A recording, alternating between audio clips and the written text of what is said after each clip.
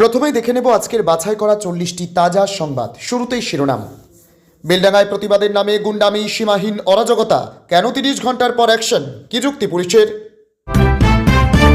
বেলডাঙ্গার আজ না এলে অক্সিজেন পেত গদ্দাররা, বহরমপুরে দাঁড়িয়ে হুমায়ুনকে তোপ অভিষেকের। নিজেদের অজান্তেই মমতা ব্যানার্জির চক্রান্তের ফাঁদে পা দিচ্ছে বেলডাঙ্গার মানুষ, মুখ্যমন্ত্রীকে পাল্টা নিশানা করলেন হুমায়ুন কবির। ঝাড়খণ্ডে মুর্শিদাবাদের শ্রমিকের রহস্য মৃত্যু, হেমন্ত সোরেনকে কড়া বার্তা অভিষেকের। পশ্চিমবঙ্গে কেউ নিরাপদ নন, বেলডাঙ্গায় অশান্তি, আক্রান্ত সংবাদ মাধ্যম, সরব প্রধানমন্ত্রী। ধৈর্য রেখে কথা বলছে, কিন্তু সব জিনিসের একটা সীমা থাকে, বেলডাঙ্গায় তাণ্ডবে মন্তব্য পুলিশের। ইরানের হাতে বন্দি 16 ভারতীয় নাবিক কোথায় রাখা হয়েছে নেই উত্তর, মোদির হস্তক্ষেপ চাইছেন পরিবারের লোকজন। হঠাৎ অসুস্থ দর্শক, মুর্শিদাবাদের সভায় বক্তৃতা থামিয়ে দিলেন অভিষেক। তারপর বেলডাঙ্গায় দুষ্কৃতীরাজ, যাত্রীবাহী বাসে চলল ভাঙচুর, আহত 4। পুলিশ সব সেখানে, খোকাবাবুকে যে তার জন্য নিরাপত্তা দিতে হবে। বেলডাঙ্গার ঘটনায় নিশানা শানালেন অধীর। আবার অশান্ত বেলডাঙ্গা, তুলকালাম পরিস্থিতি, ভিড়ের মাঝে হুমায়ুন কবির। কাজ করার ইচ্ছে না থাকলে চাকরি থেকে ইস্তফা দিতে হবে, বিএলওদের গণ ইস্তফায় কটাক্ষ শুভেন্দুর। হঠাৎ চক্রান্তের গন্ধ কেন পাচ্ছেন হুমায়ুন? মতুয়াদের কোনো চিন্তা নেই, বাংলায় এসে বলে গেলেন মোদি। অনেক জায়গায় তো ভাষাই বদলে যাচ্ছে, বাংলায় বড় দাবি প্রধানমন্ত্রীর। মৃতের পরিবারকে 2 লক্ষ টাকার সাহায্য, স্ত্রীকে চাকরি, তপ্ত বেলডাঙ্গা নিয়ে বড় বার্তা অভিষেকের। পুরোপুরি বন্ধ হচ্ছে নগদ লেনদেন, টোল ট্যাক্স নিয়ে বড় সিদ্ধান্ত কেন্দ্রের, কবে চালু নয়া নিয়ম? বিক্ষোভের নামে নৈরাজ্য, যাত্রীবাহী বাসে পাথর হামলা, বেলডাঙ্গায় 30 জনকে গ্রেপ্তার পুলিশের। ওড়ার পর নিখোঁজ ইন্দোনেশিয়ার যাত্রীবাহী বিমান, তুমুল চাঞ্চল্য। কাকিমার সঙ্গে প্রেমে চির, বিচ্ছেদ জ্বালা সহ্য করতে না পেরে ভোজালির কোপে খুন, ভাসুরপুর। হিন্দু না মুসলমান, যে মঞ্চ থেকে মমতাকে গাল দিচ্ছেন কে বানিয়েছে, মোদিকে তোপ অভিষেকের। ভিন রাজ্যে আক্রান্ত মুর্শিদাবাদের পরিযায়ী শ্রমিকেরা, হেল্পলাইন নম্বর দিলেন অভিষেক। মতুয়াগড়ে ধস নামাচ্ছে এসআইআর, মালদহের সভায় ভয় নেই, পাশে আছি আশ্বাস শঙ্কিত মোদির। মহিলা সাংবাদিককে এভাবে মারল, মালদহ থেকে তপ্ত বেলডাঙ্গা নিয়ে তৃণমূলকে তোপ মোদির। সলমনের পর বিষ্ণুইদের টার্গেটে বি প্রাক, 10 কোটি দাও নইলে জ্যান্ত পুঁতে দেব, এলো হুমকি ফোন। বেলডাঙ্গায় কেন্দ্রীয় বাহিনী চেয়ে রাজ্যপালকে চিঠি শুভেন্দুর। কৃষকদের জন্য সুখবর, ফেব্রুয়ারিতেই কি আসছে পিএম কিষাণের কিস্তির টাকা। ফের পারদপতন, স্বাভাবিকের নিচে তাপমাত্রা, সোম থেকে বৃহস্পতি পর্যন্ত আবহাওয়ার বড় আপডেট। এতক্ষণ শুনছিলেন সংবাদ শিরোনাম, এবার আসছি বিস্তারিত খবরে। ভিডিওটি ভালো লাগলে লাইক করুন এবং আমাদের ইউটিউব চ্যানেলটি সাবস্ক্রাইব করুন। দামি সীমাহীন অরাজকতা, কেন 30 ঘন্টার পর অ্যাকশন, কি যুক্তি পুলিশের? শুক্রবার ঘন্টার পর ঘন্টা ধরে তাণ্ডব, অবরোধ, ট্রেনের সামনে বিক্ষোভ। এরপর মুখ্যমন্ত্রী বার্তা দিয়েছিলেন, আমি সংখ্যালঘু ভাই বোনদের কাছেও আবেদন করব, যারা করছেন শান্তিপূর্ণভাবে আমাদের ওপর ভরসা রাখুন। কিন্তু কোনো কিছুতেই কাজ হলো না। বেলডাঙ্গার বিক্ষোভে লাগাম টানতে শনিবারও কার্যত ব্যর্থ হলো প্রশাসন। ফের অবরোধ করা হলো 12 নম্বর জাতীয় সড়ক, এদিনও রাস্তা আটকে চলল বিক্ষোভ। শুক্রবার রণক্ষেত্রের চেহারা নিয়েছিল বেলডাঙ্গার মহেশপুর, আর শনিবার নতুন করে উত্তাল হয়ে উঠল মহেশপুর থেকে 4 কিলোমিটার দূরে বড়ুয়া মোড়। আর বেলডাঙ্গা থানা থেকে বড়ুয়া মোড়ের দূরত্ব 1 কিলোমিটার, কিন্তু তারপরেও প্রায় 1 ঘন্টার ওপর চলে অবরোধ। এরপর দুপুর 1টা 15 নাগাদ লাঠিচার্জ করে বিক্ষোভ সরিয়ে দেয় পুলিশ। আর এখানেই প্রশ্ন উঠছে, শুক্রবারের ঘটনার পর কেন বাড়তি পুলিশ এলাকায় মোতায়েন করা হলো না? থানা থেকে কয়েক মিনিটের দূরত্বে ফের বিক্ষোভ অবরোধ চলল কি করে? যদিও পুলিশের দাবি তারা ধৈর্য রাখছিলেন, কিন্তু শনিবার সব সীমা পেরিয়ে যায়। শনিবার মুর্শিদাবাদের পুলিশ সুপার বলেন, সব জিনিসের একটা লিমিট থাকে, কালকে আমরা অনেক ধৈর্য রেখে কথা বলেছি, অসুবিধা হলে সব জিনিসের একটা প্রসেস আছে। পুলিশ আগে থেকে ছিল, হঠাৎ করে তো লাঠিচার্জ করা যাবে না, তাই আগে কথা বলতে হয়েছে। শুক্রবার বেলডাঙ্গায় অশান্তি ও সাংবাদিকের ওপর আক্রমণ প্রসঙ্গে মুখ্যমন্ত্রী ও পুলিশ মন্ত্রী মমতা বন্দ্যোপাধ্যায় বলেন, আমি কি তাদের আটকাতে পারি? কোনো সাংবাদিকদেরও গায়ে কেউ হাত দেবেন না, সবার কাছে অনুরোধ থাকবে। শুক্রবারের পর শনিতেও বেলডাঙ্গা স্টেশনেও তাণ্ডব শুরু করে বিক্ষোভকারীরা। ফের বন্ধ হয়ে যায় রেল চলাচল, আর এরপর অবশেষে বেলডাঙ্গা স্টেশনে অ্যাকশন মোডে দেখা যায় পুলিশকে। মুর্শিদাবাদের পুলিশ সুপারের নেতৃত্বে নামে গোটা টিম, সেনে নামে র্যাফও। এদিন বেলডাঙ্গা স্টেশন থেকে কয়েকজনকে আটক করে আরপিএফ। বেলডাঙ্গার আজ নাইলে অক্সিজেন পেত গদ্দাররা, বহরমপুরে দাঁড়িয়ে হুমায়ুনকে তোপ অভিষেকের। শুক্রবারের পর আজ শনিবারও নতুন করে অশান্ত বেলডাঙ্গা, আর এহেন পরিস্থিতির জন্য বিজেপিকেই দোষলেন তৃণমূলের সর্বভারতীয় সাধারণ সম্পাদক অভিষেক বন্দ্যোপাধ্যায়। শুধু তাই নয়, নাম না করে হুমায়ুন কবিরকেও আক্রমণ শানালেন তিনি। অভিষেক বলেন, সভায় আসার আগে বেলডাঙ্গায় অশান্তির খবর পায়। দলের তরফে অনেকেই সভা না করার কথা বলেছিল, খোঁজ নিয়ে দেখলাম এই যে ঘটনাটি ঘটছে এর ইন্ধন দিচ্ছে বিজেপির বাবুরা। এই মাটিতে আরেকজন গদ্দার তৈরি হচ্ছে।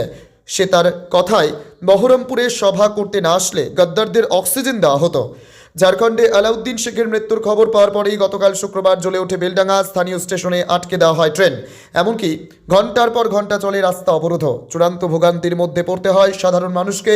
শুক্রবারের পর আজ শনিবারও নতুন করে উত্তেজনা ছড়ায় বেলডাঙ্গায়। শুরু হয় রেল এবং রাস্তা অবরোধ। ক্রমেই পরিস্থিতি উত্তপ্ত হয়ে ওঠে। এই আবহেই আজ শনিবার ঘটনাস্থল থেকে প্রায় 20 কিমি দূরে বহরমপুরে রোড শো করেন তৃণমূল সাংসদ অভিষেক বন্দ্যোপাধ্যায়। কিন্তু অবরোধের কারণে সেই সভায় তৃণমূলের কর্মী সমর্থকদের পৌঁছানো নিয়ে সংশয় তৈরি হয়, আর তাই দলের তরফে অনেকেই অভিষেক বন্দ্যোপাধ্যায়কে আজকের সভা না করার জন্য আবেদন করেন। যদিও তা উপেক্ষা করে বহরমপুরে প্রথমে রোড শো করেন এবং পরে সেখান থেকেই বেলডাঙ্গা নিয়ে মুখ খোলেন অভিষেক। ওড়ার পর নিখোঁজ ইন্দোনেশিয়ার যাত্রীবাহী বিমান, তুমুল চাঞ্চল্য।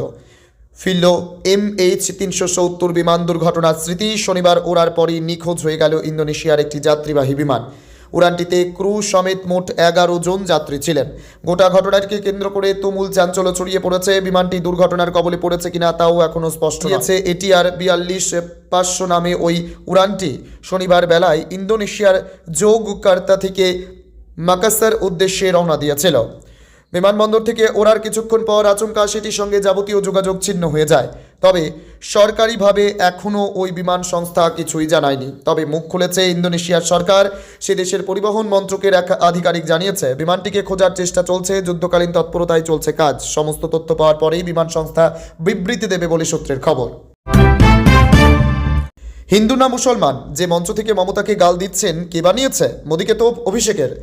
26-এর ভোটের আগে ফের ধর্মীয় বিভাজনকে হাতিয়ার করছে বিজেপি। মালদহে দেশের প্রথম বন্দে ভারত স্লিপার উদ্বোধন করতে এসে প্রধানমন্ত্রী মোদীর গলায় সূক্ষ্ম হিন্দুত্বের আঁচ। হাওড়া কামাখ্যা বন্দে ভারত স্লিপারকে তিনি ব্যাখ্যা করেছেন মা কালী ও মা কামাখ্যার যোগসূত্র হিসেবে। মালদহের মঞ্চ থেকে লাগাতার তৃণমূল সরকারের উদ্দেশ্যে একাধিক আক্রমণাত্মক মন্তব্য করেছেন মোদী।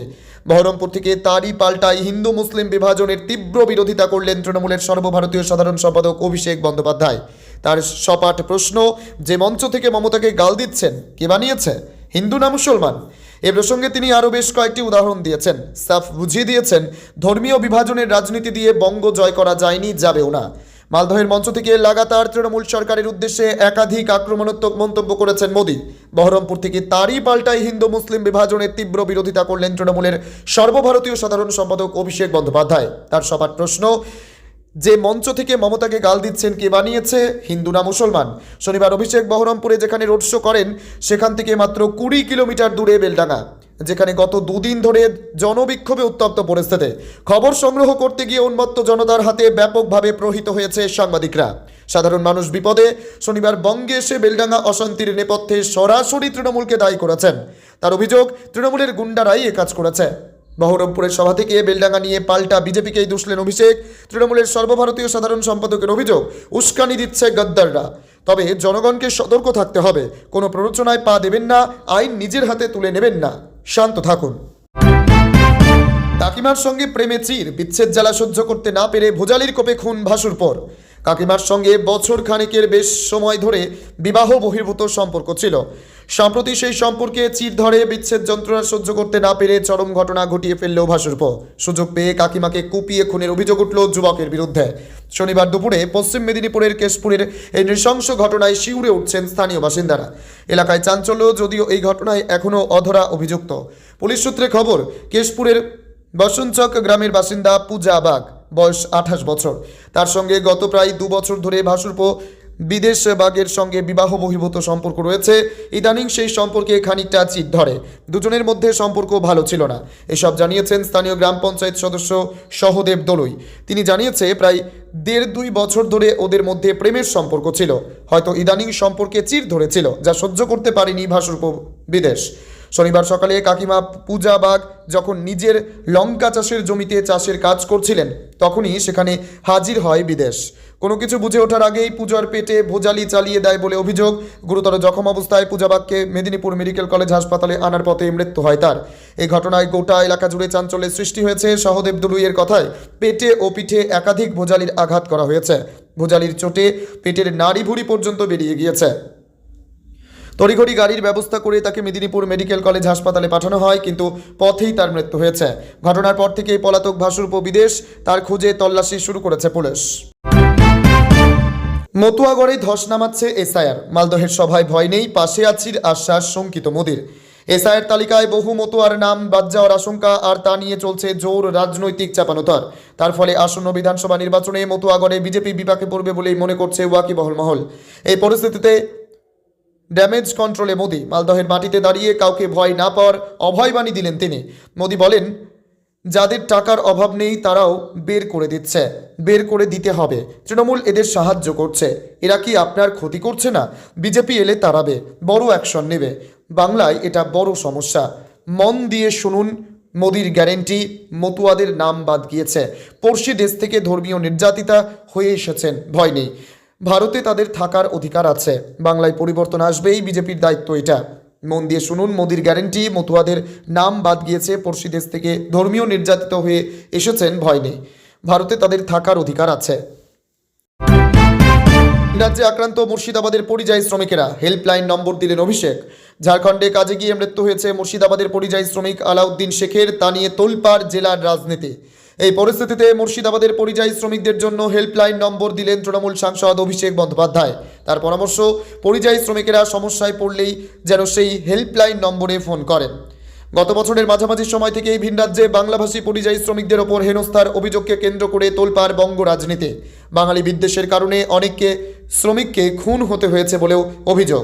তার সর্বশেষ সংযোজন মুর্শিদাবাদের বেলডাঙ্গায় আলাউদ্দিন। এই পরিস্থিতিতে শনিবার বহরমপুরের সভা থেকে জেলার পরিযায়ী শ্রমিকদের উদ্দেশ্যে বার্তা দিলেন তৃণমূলের সর্বভারতীয় সাধারণ সম্পাদক অভিষেক। তার জন্য 2টি হেল্পলাইন নম্বরও দিয়েছেন। তা হল 7430000030 এবং 9147888838। অভিষেকে জানায়, এই নম্বর দুটি জেলা প্রশাসনের। পরিযায়ী শ্রমিকদের সমস্যার কথা শুনে জেলা প্রশাসনই যা পদক্ষেপ করার করবে। আবার অশান্ত বেলডাঙ্গা, তুলকালাম পরিস্থিতি, ভিড়ের মাঝে হুমায়ুন কবির। প্রতিবাদের নামে মুর্শিদাবাদের বেলডাঙ্গায় অরাজক পরিস্থিতি চলছে। কালকের পর ফের একবার আজও উত্তপ্ত মুর্শিদাবাদের বেলডাঙ্গা। আবার শুরু হয়েছে পথ আটকে বিক্ষোভ, চিৎকার, হুঙ্কার, হুমকি। শনিবার সকাল থেকে দফায় দফায় তাণ্ডব, বিক্ষোভ, অবরোধ। ঝাড়খণ্ডে পরিযায়ী শ্রমিকের মৃত্যুর প্রতিবাদ ঘিরে ফের একবার রণক্ষেত্রের চেহারা নিল বেলডাঙ্গা। আজও দিনভর কার্যত তাণ্ডব চালালো দুষ্কৃতীরা। আজ পুরো গণ্ডগোলের কেন্দ্রবিন্দু ছিল মুর্শিদাবাদের বড়ুয়া মোড়। গতকাল থেকে আজ পুলিশের ভূমিকা নিয়ে প্রশ্ন উঠেছে। শনিবার সকালে সেখানে পর্যাপ্ত পুলিশ ছিল না বলেই অভিযোগ, কিন্তু পরে অশান্তির পারদ চড়তে শুরু করলে সেখানে বিরাট সংখ্যক পুলিশ। বেলডাঙ্গায় দুষ্কৃতীরাজ, যাত্রীবাহী বাসে চলল ভাঙচুর, আহত 4। বেলডাঙ্গায় অশান্তি চলাকালীন যাত্রীবাহী বাসে ভাঙচুর চালালো উত্তেজিত জনতা। ঘটনার জেরে 4 যাত্রী আহত হয়েছেন। আজ সকাল থেকে বেলডাঙ্গা বড়ুয়া মোড় উত্তপ্ত হয়ে ওঠে। দুষ্কৃতীদের হাত থেকে বাদ পড়েনি যাত্রীবাহী বাসও। কলকাতা থেকে বহরমপুরের দিকে আসছিল বাসটি, সেটির দিকে আচমকা ইট উড়ে আসে। বাসের সামনের কাজ সম্পূর্ণ ভেঙে দেওয়া হয়। ঘটনায় 4 যাত্রী আহত হন। সেই সময় হাতে গোনা কয়েকজন পুলিশ কর্মী ছিলেন। বিক্ষুব্ধ জনতা কার্যত তাণ্ডব চালায় বড়ুয়া মোড়ে, রাস্তার অবরোধ করে, হোর্ডিং ব্যানার নিয়ে এসে চরম বিক্ষোভ দেখায়। বেলডাঙ্গায় কেন্দ্রীয় বাহিনী চেয়ে রাজ্যপালকে চিঠি শুভেন্দুর। বেলডাঙ্গায় বেলাগাম নৈরাজ্য, কেন্দ্রীয় বাহিনী চান শুভেন্দু। বেলডাঙ্গায় কেন্দ্রীয় বাহিনী চেয়ে রাজ্যপালকে চিঠি। কেন্দ্রীয় বাহিনী মোতায়েন ও 163 ধারা জারির আর্জি জানিয়েছে রাজ্যপালকে চিঠি। বেলডাঙ্গায় দাঙ্গা চলছে, বাড়ি দোকানে ভাঙচুর, আগুন, সংবাদ মাধ্যমের ওপরও হামলা হয়েছে। বেলডাঙ্গায় কেন্দ্রীয় বাহিনী মোতায়েন হোক, বেলডাঙ্গায় বিএনএসএস এর 163 ধারা জারি করা হোক, রাজ্যপালকে চিঠি বিরোধী দলনেতার। কৃষকদের জন্য সুখবর, ফেব্রুয়ারিতেই কি আসছে পিএম কিষাণের কিস্তির টাকা। বহুদিনের অপেক্ষা অবসান। অবশেষে কেন্দ্রীয় সরকারের জনপ্রিয় কৃষক সহায়তা প্রকল্প ও প্রধানমন্ত্রী কিষাণ সম্মান নিধির সুবিধা অবসান। অবশেষে কেন্দ্রীয় সরকারের জনপ্রিয় কৃষক সহায়তা প্রকল্প ও প্রধানমন্ত্রী কিষাণ সম্মান নিধির সুবিধাভোগী কৃষকদের ব্যাংক অ্যাকাউন্টে 22তম কিস্তির টাকা পাঠানোর প্রস্তুতি জোর কদমে শুরু করেছে প্রশাসন। এই বহু উপভোক্তার বেনিফিশিয়ারি স্ট্যাটাসে পরিবর্তন দেখা যাচ্ছে। এতে স্পষ্ট ইঙ্গিত মিলছে যে খুব শিগগিরই টাকা ঢুকতে পারে অ্যাকাউন্টে। তবে তার আগে কিছু প্রযুক্তিগত বিষয় এবং সম্ভাব্য সময়সীমা জানা জরুরি। 22তম কিস্তির টাকা কবে আসতে পারে? পিএম কিষাণ যোজনার বছরে মোট 3টি কিস্তিতে কৃষকদের 6,000 টাকা দেওয়া হয়। এই কিস্তিগুলি নির্দিষ্ট 3টি সময়ে দেওয়া হয়: এপ্রিল থেকে জুলাই, আগস্ট থেকে নভেম্বর, ডিসেম্বর থেকে মার্চ। গত 19 নভেম্বর 2025 তারিখে কৃষকদের ব্যাংক অ্যাকাউন্টে 21তম কিস্তির টাকা পাঠানো হয়েছিল। সেই হিসেবে 22তম কিস্তি পড়েছে ডিসেম্বর মার্চ পর্বে। সূত্রের খবর, জানুয়ারির মাঝামাঝি সময় থেকেই বহু কৃষকের স্ট্যাটাসে আপডেট দেখা যাচ্ছে।